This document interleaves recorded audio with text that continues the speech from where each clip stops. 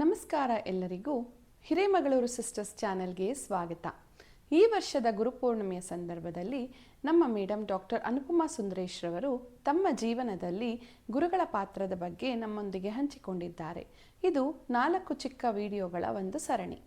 ತಮ್ಮ ಜೀವನದಲ್ಲಿ ಬಾಲ್ಯದಲ್ಲಿ ತಂದೆ ತಾಯಿ ಕೊಟ್ಟ ಸಂಸ್ಕಾರ, ಜಿಡ್ಡು ಕೃಷ್ಣಮೂರ್ತಿಯವರೊಂದಿಗೆ ಬಾಲ್ಯದ ನೆನಪು, ಸಕ್ರಾಯಪಟ್ಟಣ ಅವಧೂತರ ಅನುಗ್ರಹ, ಅಗಡಿ ಆನಂದವನ ಶ್ರೀ ಗುರುದತ್ತ ಚಕ್ರವರ್ತಿಯವರ ಮಾರ್ಗದರ್ಶನ, ಹೀಗೆ ಮಹನೀಯರ ಬಗ್ಗೆ ಮಾತನಾಡಿದ್ದಾರೆ. ಅಂತಹ ಮೇರು ವ್ಯಕ್ತಿತ್ವಗಳ ಆಶೀರ್ವಾದದೊಂದಿಗೆ ಬೆಂಗಳೂರಿನಲ್ಲಿ ಅಂಗನವಾಡಿ, ತಂದೆಯ ಊರಾದ ಹಿರೇಮಗಳೂರಿನಲ್ಲಿ ಶಿವನ ದೇವಸ್ಥಾನ ಕಟ್ಟಿಸಿದ್ದು, ಸುಮಾರು 150 ಪುಣ್ಯಕ್ಷೇತ್ರಗಳಲ್ಲಿ ಸಹಸ್ರಾರು ಭಕ್ತರಿಗೆ ಅನ್ನದಾಸೋಹ ಮಾಡಿದ್ದು, ಗುರುಕೃಪೆಯೊಂದಿಗೆ ಹಲವಾರು ಮಂದಿ ಭಕ್ತರ ಸಮಸ್ಯೆಗಳ ನಿವಾರಣೆ, ಹೀಗೆ ಹಲವಾರು ವಿಷಯಗಳ ಕುರಿತು ಮಾತನಾಡಿದ್ದಾರೆ. ಈ ಸಂದರ್ಭದಲ್ಲಿ ಈ ವಿಡಿಯೋಗಳ ವೀಕ್ಷಣೆ ನಿಮಗೂ ಸಹ ಗುರುಕೃಪೆ ಲಭಿಸಿ ಸಮಾಜಮುಖಿ ಕಾರ್ಯಗಳಲ್ಲಿ ತೊಡಗಲು ಹುಮ್ಮಸ್ಸು ದೊರೆಯಲಿ ಎಂದು ಆಶಿಸುತ್ತೇವೆ. ಧನ್ಯವಾದಗಳು. ಎಲ್ಲರಿಗೂ ನಮಸ್ಕಾರ. ಮನೆಯೇ ಮೊದಲ ಪಾಠಶಾಲೆ ಅಂತ ಹೇಳಿದ ಹಾಗೆ ನನ್ನ ತಾಯಿ ತಂದೆ ನನ್ನ ಮೊದಲ ಗುರು. ಇವರು ನನ್ನ ತಾಯಿ, ಇವರು ನನ್ನ ತಂದೆ. ನನ್ನ ಮೊದಲ ಶಿಕ್ಷಣ ಪ್ರಾರಂಭವಾಗಿದ್ದು DVG ಅವರ ಅಂದರೆ DV ಗುಂಡಪ್ಪನವರ 4 ಸಾಲು ಪದ್ಯಗಳಿಂದ ಪ್ರಾರಂಭ ಆಯಿತು. ನಮ್ಮ ತಂದೆ ಮತ್ತು ನಮ್ಮ ಚಿಕ್ಕಪ್ಪನವರು ಪ್ರತಿ ವರ್ಷ ಜಿಡ್ಡು ಕೃಷ್ಣಮೂರ್ತಿ ಅಂತ ಒಬ್ಬರು ಫಿಲಾಸಫರ್ ಇದ್ದರು. ಅವರು ವರ್ಷಕ್ಕೊಂದು ಸಲ ಇಂಡಿಯಾಗೆ ಬರೋರು. ಬಾಂಬೆ, ಕಲ್ಕತ್ತಾ, ಡೆಲ್ಲಿ ಈ ಥರ ಎಲ್ಲ ಪ್ಲೇಸಸ್ಗೂ ಹೋಗೋರು. ಆವಾಗ ಅವರಿಬ್ಬರು ಹೋಗ್ತಾಯಿದ್ರು ಸ್ಪೀಚ್ ಕೇಳೋಕ್ಕೆ. ಅವ್ರ ಲೆಕ್ಚರ್ ಇರ್ತಿತ್ತು, ಆ ಲೆಕ್ಚರ್ ಕೇಳೋಕ್ಕೆ ಅವ್ರುಗಳು ಹೋಗ್ತಿದ್ರು. ಮಡ್ರಾಸ್ಗೂ ಬರೋರು, 10 ಡೇಸೋ 15 ಡೇಸೋ ಬರೋರು, ಬಟ್ 1 ವೀಕ್ ಸ್ಪೀಚ್ ಇರೋದು. ಆವಾಗ ನಮ್ಮ ಚಿಕ್ಕಮ್ಮನ ಮನೆ ಇತ್ತು ಮಡ್ರಾಸಲ್ಲಿ. ಸೊ ನಾವೆಲ್ಲರೂ ಫ್ಯಾಮಿಲಿ ಫುಲ್ ಹೋಗ್ತಾಯಿದ್ವಿ ಅಲ್ಲಿಗೆ. ನಮ್ಮಪ್ಪ ಏನು ಪ್ಲ್ಯಾನ್ ಮಾಡಿದ್ರು ಅಂತಂದರೆ, ಅಲ್ಲಿಗೆ ಹೋಗೋಕ್ಕೆ ಮುಂಚೆ ನಮ್ಮಪ್ಪ ಹೇಳಿಕೊಟ್ಟ DVG ಅವ್ರದ್ದು ನೋಡ್ದೆಲೆ ಹೇಳಬೇಕು, ಬಾಯ್ಪಾಠ ಮಾಡಿ ನೋಡ್ದೆಲೆ ಹೇಳಬೇಕು, ಒಂದು ತಪ್ಪು ಆಗಬಾರ್ದು ಅಂತ. ಯಾರಿಗೆ? ನನಗೆ, ನಮ್ಮ ಅಕ್ಕಂಗೆ ಇಬ್ಬರಿಗೂ ಹೇಳ್ಕೊಡ್ತಿದ್ರು. ನಮಗೆ ಖುಷಿ, ಅಲ್ಲಿ ಹೋಗಬೇಕು ಅನ್ನೋದು ಖುಷಿ. ಅದು ಕ್ರಿಸ್ಮಸ್ ಟೈಮಲ್ಲಿ ನಮ್ಮ ಸ್ಕೂಲ್ಗೆ ರಜಾ ಇತ್ತು. ಸೊ ಖುಷಿಯಾಗಿ ಇದನ್ನು ಬಾಯ್ಪಾಠ ಮಾಡಿ ಒಂದೂ ತಪ್ಪಬಾರ್ದು ಅನ್ನೋ ಥರ ಸ್ಟ್ರಿಕ್ಟಾಗಿ ನಾವು ಅದನ್ನು ಪಾಲಿಸಿ ನಮ್ಮ ಅಪ್ಪನ ಎದುರಿಗೆ ಹೋಗಿ ಹೇಳ್ತಾಯಿದ್ವಿ. ಸೊ ಸ್ಪೀಚ್ಗೂ ಕರ್ಕೊಂಡು ಹೋಗ್ತಾಯಿದ್ವಿ ಮಡ್ರಾಸ್ಗೆ. ನಮಗೇನು ಅರ್ಥ ಆಗುತ್ತೋ ಬಿಡುತ್ತೋ ಅಪ್ಪ ಅದೆಲ್ಲ ಕೇರ್ ಮಾಡ್ತಾನೆ ಇರಲಿಲ್ಲ. ಅಪ್ಪ ಚಿಕ್ಕಪ್ಪ ಇಬ್ಬರು ಕರ್ಕೊಂಡು ಹೋಗ್ತಾಯಿದ್ರು. ಸರಿ, ಅಲ್ಲಿ ಹೋಗ್ತಾಯಿದ್ವಿ. ಅಲ್ಲಿ ಸಮುದ್ರನೂ ಇತ್ತು, ಅಲ್ಲಿ ಇಲ್ಲಿ ಓಡಾಡಿಕೊಂಡು ಖುಷಿಯಾಗಿ ಬರ್ತಾಯಿದ್ವಿ. ಅದು 1 ವೀಕ್ ಸ್ಪೀಚ್ ಇರೋದು. 1 ವೀಕ್ ಅಂತಂದರೆ ಜಾನ್ವರಿ 1 ಅಷ್ಟೊತ್ತಿಗೆ ನಾವು ಮೈಸೂರಿಗೆ ಹೊರಟೋಗ್ತಿದ್ವಿ. ಅಂದರೆ ಡಿಸೆಂಬರ್ 30th 31ಗೆ ಎಂಡ್ ಆಗೋದು. 1 ಅಷ್ಟೊತ್ತಿಗೆ ನಾವು ವಾಪಸ್ ಮೈಸೂರಿಗೆ ಬಂದುಬಿಡ್ತಿದ್ವಿ. 2nd ಸ್ಕೂಲು ಸ್ಟಾರ್ಟ್ ಆಗೋದು. ಆ ಸಲ ಏನಾಯಿತು, ನಮ್ಮ ಚಿಕ್ಕಪ್ಪ ಅಪ್ಪ ಇಬ್ಬರು ಹೊರಗಡೆ ಹೋಗಿದ್ರು. ಹಾಗೆ ಟಿಕೆಟ್ ಬುಕ್ ಮಾಡಿಸ್ಕೊಂಡು ಬಂದುಬಿಟ್ರು. ಬುಕ್ ಮಾಡಿಸಿದ್ದೆ ಜಾನ್ವರಿ 2 ಬುಕ್ ಮಾಡಿಸಿದ್ದಾರೆ.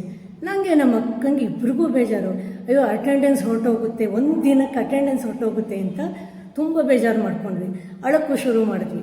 ಸರಿ, ನಮ್ಮಪ್ಪ ಆಯಿತು ಬನ್ನಿ, ಪ್ರೀಪೋನ್ ಮಾಡಬೇಕು ತಾನೆ, ಬನ್ನಿ ಹೋಗೋಣ ಅಂತ ಕರ್ಕೊಂಡು ಹೋದರು. ನಮ್ಮಪ್ಪ ತುಂಬ ಜಾಣರು. ಕರ್ಕೊಂಡು ಹೋಗ್ಬಿಟ್ಟು ಫಸ್ಟು ಕ್ಯಾನ್ಸಲೇಷನ್ ಕ್ಯೂ ಇತ್ತಲ್ಲ, ಅಲ್ಲಿ ಹೋಗಿ ನಿಂತರು. ಅಲ್ಲಿ ಹೋಗಿ ನಿಂತ್ಬಿಟ್ಟು ಫಸ್ಟು ಕ್ಯಾನ್ಸಲ್ ಮಾಡಿಸಿದ್ರು ಟಿಕೆಟು. ಆಮೇಲೆ ಬುಕ್ ಮಾಡ್ಸೋಕ್ಕೆ ಹೋದರು. ಆವಾಗ ನಮಗೆ ಸಿಕ್ಕಿದ ಟಿಕೆಟು ಜಾನ್ವರಿ 4th. ಅವಾಗ ಇನ್ನೂ ಜೋರಾಗಿ ಅಳಕ್ಕೆ ಶುರು ಮಾಡಿದ್ವಿ. ಅಲ್ಲಿ ಸುತ್ತಲಿದ್ದವರೆಲ್ಲರೂ ಯಾಕೆ ಸರ್ ಮಕ್ಕಳು ಅಳ್ತಾ ಇದ್ದಾರೆ ಅಂತ. ನಾವು ಆವಾಗ 7th ಸ್ಟ್ಯಾಂಡರ್ಡ್ ಹಾಗೆ 6th 7th ಆ ಥರ ಇದ್ವಿ.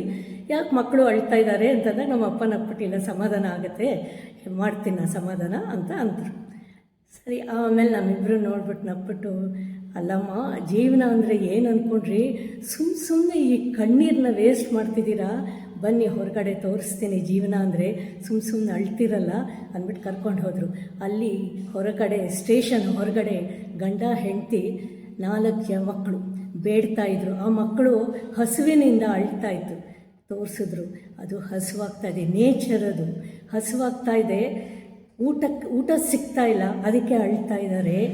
ಇದಮ್ಮ ಜೀವನ ನೋಡು, ಇದಕ್ಕೆ ಕಣ್ಣೀರು ಬರುತ್ತೆ, ಸುಮ್ಮನೆ ಯಾವುದ್ಯಾವುದಕ್ಕೂ ಆ ಸ್ಕೂಲ್ಗೆ ಒಂದು ದಿನ ಹೊರಟೋಗುತ್ತಂತೆ ಅಳ್ತಿರಲ್ಲ, ಅದಕ್ಕೆ ತೋರಿಸ್ಕೊಟ್ಟೆ ನಿಮಗೆ ಜೀವನ ಏನು ಅಂತ ಅಂದ್ಬಿಟ್ಟು ಇರಿ ಅಂದ್ಬಿಟ್ಟು ಅಲ್ಲೇ ಹೋಟೆಲ್ ಇತ್ತು, ಅಲ್ಲಿ ಒಂದು 7-8 ಪ್ಯಾಕ್ ಮಾಡಿಸ್ಕೊಂಬಂದರು ಊಟನ ನಮ್ಮ ಕೈನಲ್ಲಿ ಕೊಡಿಸಿದ್ರು, ನಮ್ಮ ಅಕ್ಕನ ಕೈನಲ್ಲಿ ಕೊಡಿಸ್ಬಿಟ್ಟು ಕೇಳಿದ್ರು, ಏನು ಅನ್ನಿಸ್ತು ಕೊಟ್ಟಾಗ ಮಕ್ಕಳು ಮುಖ ನೋಡಿದ್ರಾ ಅಂತಂದರು.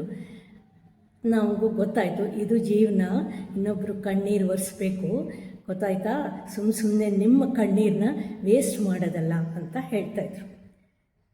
ನಾವು PUCಗೆ ಬಂದಾಗ ಮನೆ ಚೇಂಜ್ ಮಾಡಿದ್ವಿ ಮೈಸೂರಲ್ಲಿ. ಅದು ಹಳೆಯ ಕಾಲದ ಮನೆ, ದೊಡ್ಡದಾಗಿತ್ತು.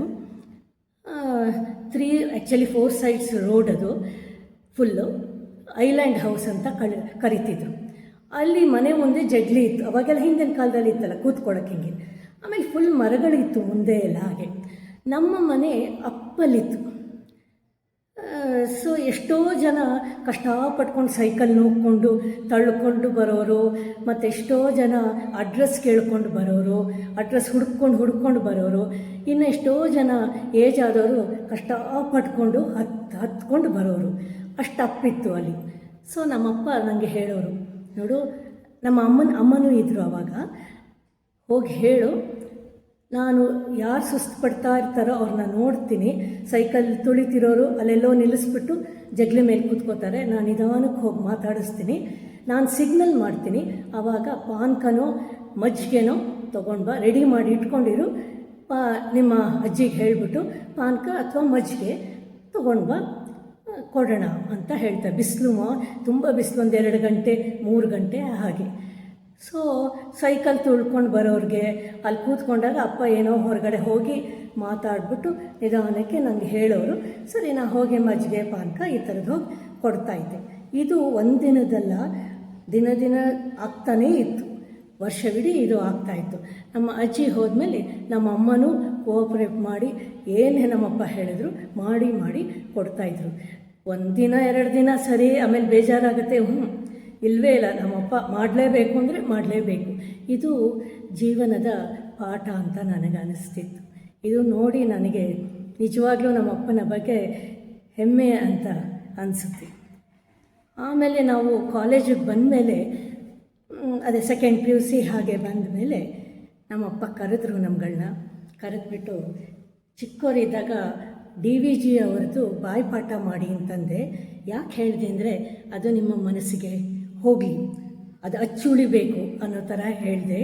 ಈಗ ಮುಂದೆ ಅದು ಸುಮ್ಮನೆ ಬೈಹಾಟ್ ಮಾಡೋದಲ್ಲ, ಬಾಯ್ಪಾಠ ಮಾಡಿದ್ದಲ್ಲ, ಅದನ್ನು ಉಪಯೋಗಿಸ್ಬೇಕು ನಿಮ್ಮ ಲೈಫಲ್ಲಿ, ಯಾವಾಗ ಬೇಕೋ ಆವಾಗ ಅಪ್ಲೈ ಮಾಡಬೇಕು ಅಂದ್ಬಿಟ್ಟು ಒಂದು ಎಕ್ಸಾಂಪಲ್ ಹೇಳಿದ್ರು. ಬಿಳಲಲ್ಲ ಬೇರಲ್ಲ ಮುಂಡ ಕಾಂಡಗಳಲ್ಲ. ಅಂದರೆ ಬಿಳಲು ಅಂತಂದರೆ ಐ ಥಿಂಕ್ ಇದು ಅರಳಿ ಮರದ ಹತ್ರಕ್ಕೆ ಹಿಂಗೆ ಬರುತ್ತಲ್ಲ, ಬಿಳಲಲ್ಲ ಬೇರು ಅಲ್ಲ, ಮುಂಡ ಮೇಲ್ಗಡೆದು ಅಲ್ಲ, ಕಾಂಡನೂ ಅಲ್ಲ, ಕಾಂಡ ಇಬ್ಬರು ಕಾಂಡಗಳಲ್ಲ, ತಳಿರಲ್ಲ ಮಲರಲ್ಲ, ಕಾಯಿ ಹಣ್ಣಲ್ಲ, ಎಲೆ ನೀನು. ಅಂದರೆ ನೀ ಹಣ್ಣು ಅಲ್ಲ, ಕಾಯೂ ಅಲ್ಲ, ಚಿಗುರು ಅಲ್ಲ, ಏನೂ ಅಲ್ಲ, ಎಲೆ ನೀನು. ವಿಶ್ವವೃಕ್ಷದೋಳ್ ಎಲೆಯಳೊಂದು ನೀನು, ತಿಳಿದದನು ನೆರವಾಗೋ ಮಂಕುತಿಮ್ಮ. ನೀನು ಒಂದು ಪ್ರಜೆಯಾಗಿ ಬಂದಿದೆಯಾ, ಮನುಷ್ಯ ಜನ್ಮ ತಗೊಂಡು ಇಲ್ಲಿಗೆ ಬಂದಿದೆಯಾ, ನಿನ್ನ ಕೈನಲ್ಲಿ ಏನು ಸಹಾಯ ಮಾಡೋಕ್ಕಾಗುತ್ತೋ ಅದು ಮಾಡು. ಇದು ನನಗೆ ನಮ್ಮ ತಂದೆ ಕೊಟ್ಟ ಮಾರ್ಗದರ್ಶನ.